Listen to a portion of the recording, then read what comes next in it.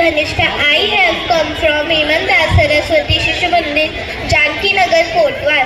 First of all, I would like to thank our principals who gave me opportunity to participate in this speech competition. I am here to deliver few words about Pandit Madan Mohan Malviya. He was a great Indian scholar, educationist, and a leader of Indian national movement. He got title Pandit and Mahamana due to his wondrous work. Pandit Madan Mohan Malviya was born at Prayagraj on 25th December 1861. His father's name was Pandit Brijnath and mother's name was Muna Devi. He was primarily educated in the Sanskrit Pathshala. He was also a social activist, lawyer and educationalist. He matriculated 1879 and joined the Mayo Central College and graduated from Calcutta University 1884. He devoted himself to entirely to the service of the nation. Though he studied law and passed the LLB examination, yet he was not interested in legal profession. Thank you. Have a nice day. National movement.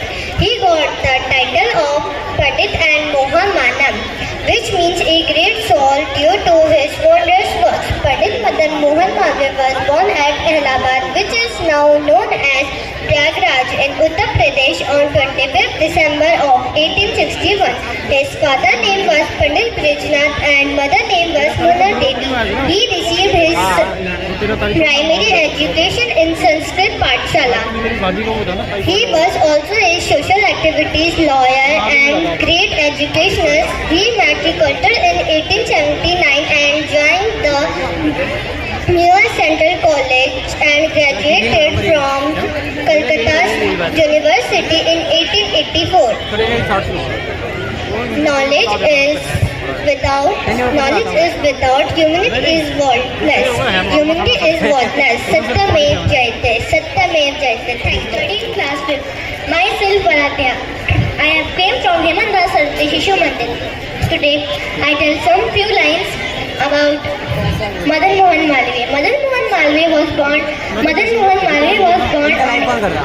25 December 1861 and he died on 9 November 1946, just 1 year before our independence. Our independence was decided 1 year before. He studied in Sanskrit Pathshala. His mother's name was Mrs. Mona Devi. He provided a big hand in our independence. He was also educated in PU Central College. But now last I want to say that independence is gained if you fight. आज हम सभी यहाँ पंडित मदन मोहन मालवीय जी की जयंती के उपलक्ष्य में एकत्र हुए हैं। मैं बात करना चाहूँगा दिनांक 25 दिसंबर 1861 में जन्मे एक ऐसे व्यक्तित्व की जिनको भारत की ऐसी उपाधि मिली जो भारत को मिलने वाली केवल एक पुरुष जिनको प्रथम और अंतिम उपाधि मिली, ऐसे महामना पंडित मदन मोहन मालवीय जी छोटे से ही अपनी शिक्षा दीक्षा के साथ साथ यह सामाजिक कार्यों व सांस्कृतिक कार्यों में बहुत आगे थे। छोटे से ही पिता का प्रभाव रहा कि पिताजी भागवत सुनते थे, इनको भागवत से बहुत असर मिला और ये हिंदू धर्म अपने जो धर्म है उस संस्कृति से जुड़े रहे।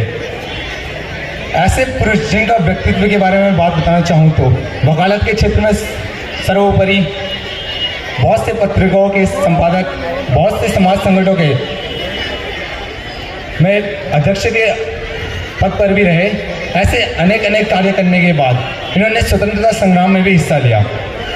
इन सब कार्यों को देखने के बाद महात्मा गांधी जी ने इनको महामना की उपाधि से सम्मानित किया गया। अपने शिक्षा के क्षेत्र में ये बहुत आगे थे। अनेक कार्यों को करने के बाद इनका केवल एक लक्ष्य रहा कि जो अपना हिंदू धर्म है वह सुरक्षित रहे और आगे चलकर अपनी जो संस्कृति है उसे कोई ना भूले। इसीलिए अंत में ज़्यादा ना बोलते हुए मैं आप सभी से एक निवेदन करना चाहूँगा कि आज के इस दिवस को हम केवल एक कार्यक्रम के रूप में ना देखते हुए अपने हिंदू धर्म व संस्कृति को जानकर अपने इस हिंदू धर्म की रक्षा करने का प्रण ले। इसी वाणी के साथ मैं अपनी बातों को विराम देना चाहूँगा। धन्यवाद। कक्षा 11 मेहरबान सिंह कंडारी सरस्वती विद्या मंदिर इंटर कॉलेज कोटद्वार। ज्ञानदायिनी माँ शारदे, आदरणीय श्रोतागणों एवं अतिथिगणों को मेरा सादर प्रणाम। मदन मोहन मालवीय जी का जन्म 25 दिसंबर 1861 में इलाहाबाद में हुआ था। उनके पिता का नाम बृजनाथ तथा उनकी माता का नाम मोना देवी था। उनके पिता संस्कृत भाषा के प्रकांड विद्वान थे और श्रीमद् भगवत की कथा सुनाकर अपनी आजीविका का निर्वहन करते थे।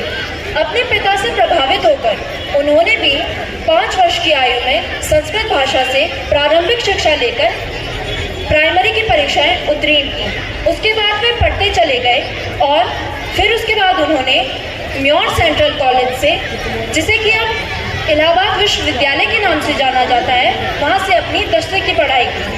वे उस वक्त मात्र 16 वर्ष के थे जब उनका विवाह हो गया था।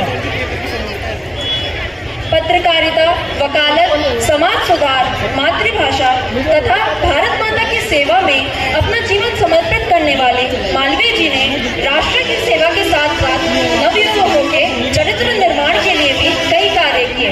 उन्होंने काशी हिंदू